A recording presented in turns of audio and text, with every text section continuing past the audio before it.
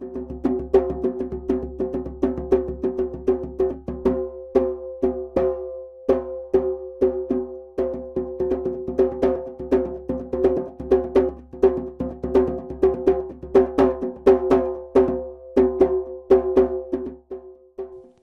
1960s is one of the most racially charged generations of our nation's history. African Americans fought against great odds to overcome inequality and discrimination and to build a better nation for their children to see.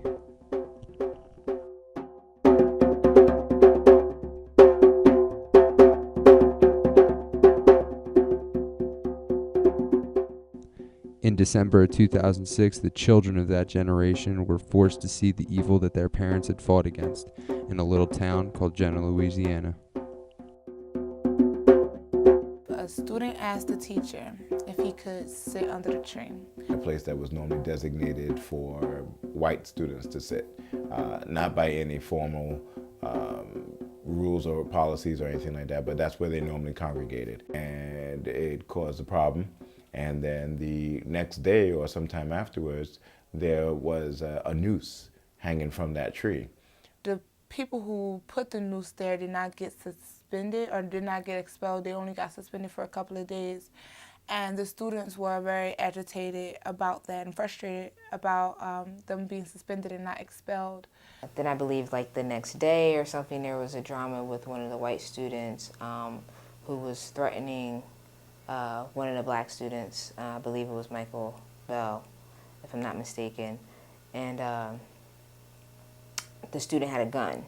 So Michael and his friends disarmed him and beat him up.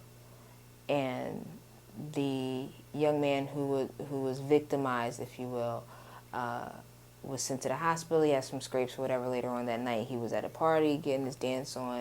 The police came in and arrested the black men and the black students, and the charges were really harsh in the eyes of a lot of people in the community and across the country. From what you have heard, you would probably think that the media would have used this as one of their top headlines. However, the Jena Six was initially largely ignored by the mass media. Actually, I didn't know about it until about August of 2007, when a friend of mine told me about the Jena Six. She told me about it through Facebook. Someone put a poster of it on Facebook, and she asked me to join the group, but to read about it before I joined the group. And when I read about it, I was just so appalled because I didn't even hear anything about it. The media puts out what it wants to. In my personal opinion, it puts out when a young black man has committed some sort of crime, whatever it can do to make certain groups look a certain way. Not necessarily should they've been victimized, and that there's an injustice, because the average school kid, at least I remember, I used to fight when I was a kid, and I was never arrested and threatened to be charged as an adult and having this ridiculous bail. I didn't have to go through that. A schoolyard fight is a schoolyard fight. You get suspended, and that's it. Did this deserve to have national press? Yes, as does everything else. But it wasn't depicting the black man in a negative light. So why put it out there? I think the media was forced to cover the story, not because it was news, but because of the public outcry. I think that if there wasn't this much public attention to the particular story, that it would not have garnered as much coverage as it did. So what does this say about the racial divide in America today? How far have we really come from the 1960s? I think we have come a long way, but I think that there are enough people out there who are saying, okay, y'all have gone far enough. We've as a country have really expanded our minds to accept a number of different people at face value and for who they are. However, there are enough people out there who feel that even that is too much, and that race relations is a non-necessary thing, and that people should, stick to their own kind, and certain kinds should not have any kind of benefits in this country. So we've come a long way.